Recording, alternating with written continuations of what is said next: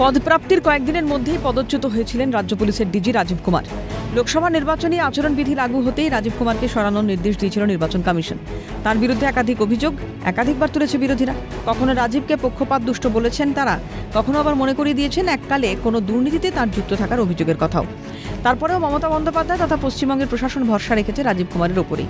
সোমবার রাজ্য পুলিশের ডিজির পদে পুনর্বহাল করা হলো রাজীব কুমারকে। নির্বাচনী আচরণবিধি লাগু হতে রাজীব কুমারকে রাজ্যের ডিজিপির পদ থেকে সরিয়ে ডিজি করা হয়েছিল বিবেক সাহায়কে। তবে 24 ঘন্টার মধ্যে বিবেক সাহায়ের জায়গায় রাজ্য পুলিশের ডিজি করা হয় সঞ্জয় মুখোপাধ্যায়কে। সঞ্জয় মুখোপাধ্যায় ছিলেন অগ্নি নির্বাপন দপ্তরের ডিজি।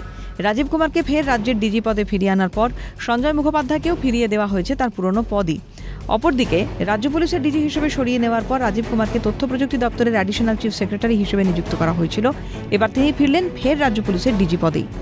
প্রসঙ্গত, রাজীব কুমারকে ডিজি পদে বসানোর সময় প্রবল বিরোধিতা করেছিল বিরোধীরা। এমনকি কলকাতা পুলিশের কমিশনার থাকাকালীন একাধিক বিতর্কে নাম জড়িয়েছিল রাজীবের। সেই আধিকারিককে রাজ্য পুলিশের সর্বোচ্চ কর্তা করে বসানোয় প্রবল আপত্তি ছিল বিরোধীদের। কিন্তু এখন যখন বঙ্গ ভুগছে গণপিটুনি, শাসক নেতাদের দাদাগিরির বিভৎস আতঙ্কে, যখন জেসিবি জায়ান্তরা গিয়েছেন জেলে, তখন ফের রাজীব কুমারকে রাজ্য পুলিশের ডিজির পদে পুনর্বহাল করার সিদ্ধান্ত আদৌ কি শান্তি শৃঙ্খলা ফেরাতে পারবে?